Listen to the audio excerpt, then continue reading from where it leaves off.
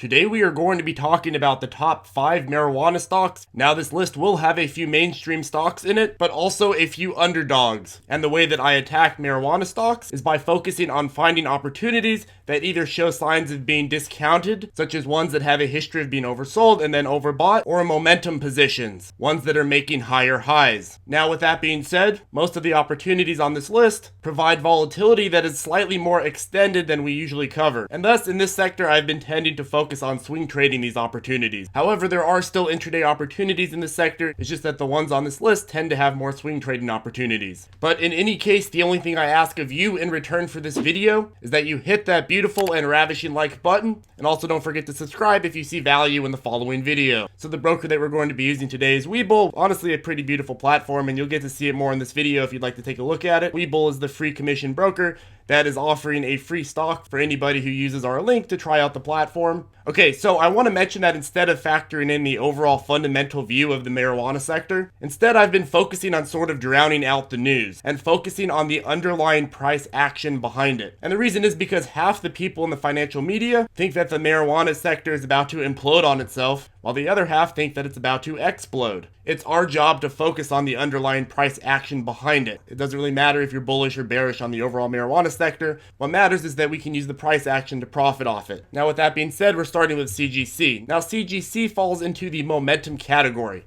CGC has a history of breaking old resistance and making higher highs. But the key here is we saw this discount and then rapid recovery starting this year. After the recovery, it slowly sold off, and now we are starting to see some early warning signs of a reversal. But the key here is that if we break above previous resistance at $50, we could see a prolonged play up until $59. This stock has a history of failing to push past the higher high resistance level. As you can see from this section of the price action, later we saw an immediate failure, and then very close effort at making a higher high, but then another ultimate failure here. So this early warning sign of a reversal and price strength above the SMA could be a signal to us that we are indeed getting closer to another attempt at breaking or at least reaching higher resistance at 59 and conservative resistance at 55. That being said, because this is a momentum play, I am going to need to see that break into higher highs and a confirmation, of course, in order to convince me to take a position. The beauty with this price action though is that the previous run-ups of this stock are actually quite clean. We have this slow increase over the SMA line, and as we know, this allows us to track the price action and see signs of weakness. Stocks that have this clean run-up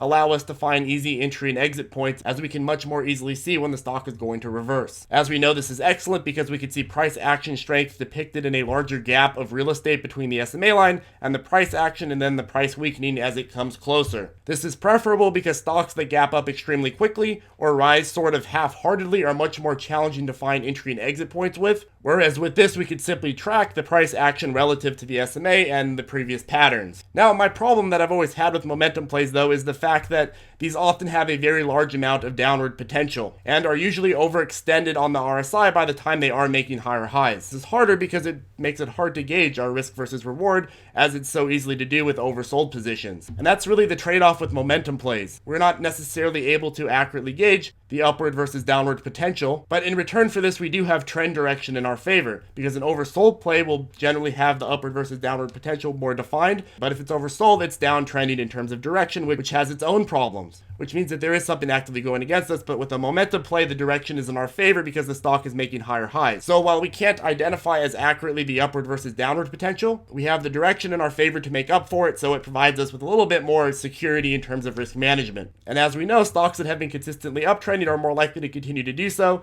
as compared to a stock that has a prolonged discount.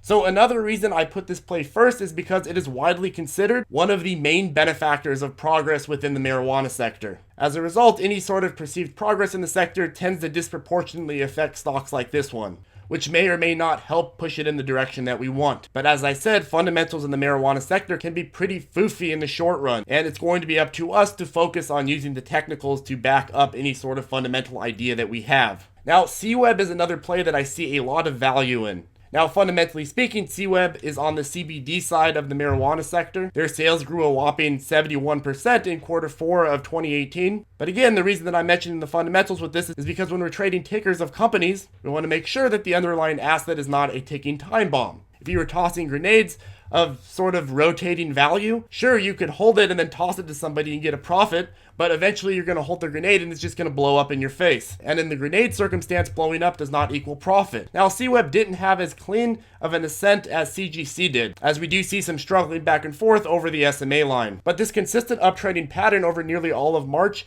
almost doubled the share price. Started at around $18 a share and then hit highs at over 33.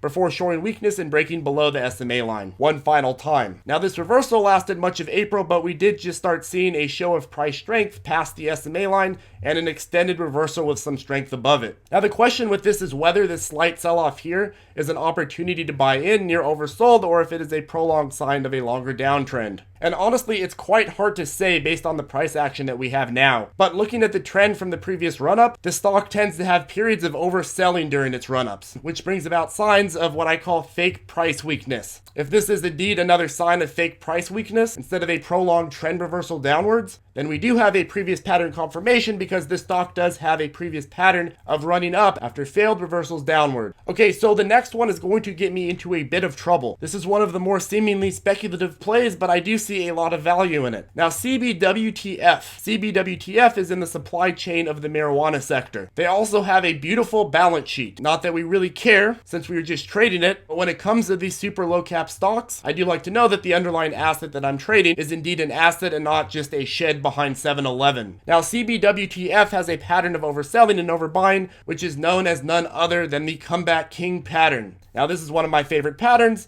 and one of the most common patterns talked about on this channel because it provides opportunities to buy in when it's oversold and simply hold out until it's overbought and then sell out at a profit. Even if you're looking at a shorter term position, we see numerous opportunities to buy in at oversold and simply ride the price strength over the SMA line until overbought or until early warning signs of a reversal. Although I should mention that a lot of people think that I recommend blindly holding stocks from oversold to overbought. Sometimes this will work, but that's not exactly what I'm recommending. The best way to take advantage of comeback king and queen patterns is to pair your understanding of the pattern with an understanding of upward versus downward potential, and most importantly, price strength. If you'd like to learn more about the pattern, I have a link in the description below that explains the pattern and how to take advantage of it. Obviously, we're not just buying stocks because they're oversold, we need to see signs of a reversal. But in any case, the reason that I hesitate to put extensively low cap penny stocks on this list, such as CBWTF, is because a lot of people tend to get upset because they're so low and they tend to be a little bit more sporadic and less predictable. But I think that as traders discounting any part of the market that provides liquidity for us to trade off of, I think that's a mistake. Instead, you should acknowledge that these are more sporadic and figure out a strategy that allows you to trade them. Because this one is an extensively low penny stock, that means that we're going to want to employ extra caution when taking advantage of the fluctuations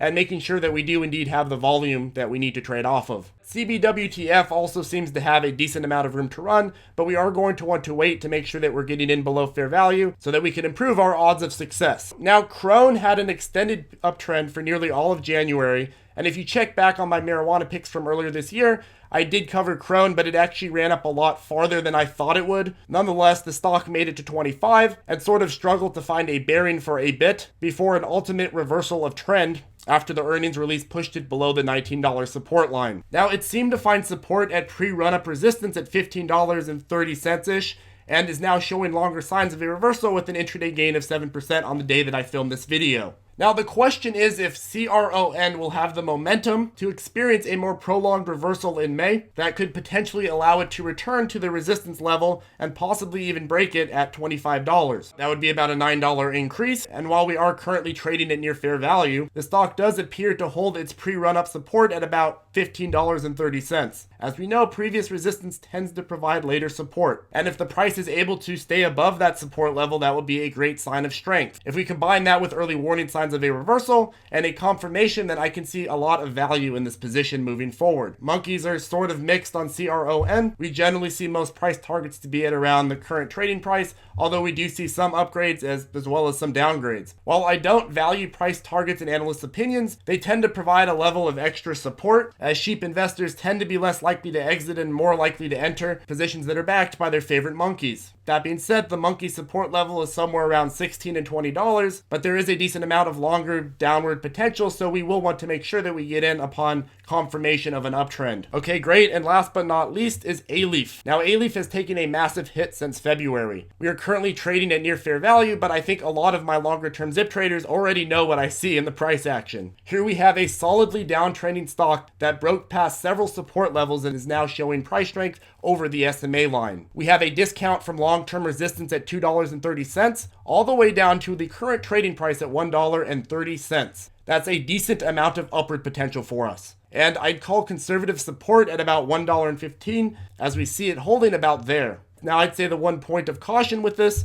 is the other points at which we saw attempted reversals. But since the declaration of the extended reversal, the two previous failures provided less momentum and less of a show of strength as compared to the current one. If previous price action repeats itself, we should either see this one show some signs of an uptrend. On the other hand, if this early signal of weakness proves to actually be weakness, we could see a further short-term breakdown and then a subsequent run-up, which would allow us to get in at an even better entry point. So I think the key with this is making sure that we are indeed getting a good deal. That means buying in when it's either at fair value or below fair value, but also making sure that we do have those early warning signs of an uptrend and preferably confirmation. The issue with these videos is that while I can find stocks with technical value in the upcoming months, I obviously can't predict all the different intraday movements that can happen week after week. As a result, I always try to formulate these videos with different approaches that you could take based on different ways that the intraday movements can pan out. And of course, I always encourage you to utilize basic risk management skills, and of course, make sure to wait for a confirmation before entering into a position. Anyways, I hope you found this video useful. If you have any questions, don't forget to comment below. You can also reach out to us on the ZipTrader Circle Facebook group, and we also have a Discord chat that you can join